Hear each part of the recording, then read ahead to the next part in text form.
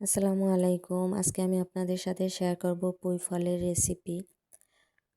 তো আমি এখানে পুঁই ফল নিয়েছি এবং ২ টো আলু কুচি নিয়েছি। তো পুঁই ফলটা অনেকে অনেকভাবে রান্না করে, তো আমি আলু দিয়ে রান্না করি। তো এর জন্য আপনাদের সাথে শেয়ার করলাম।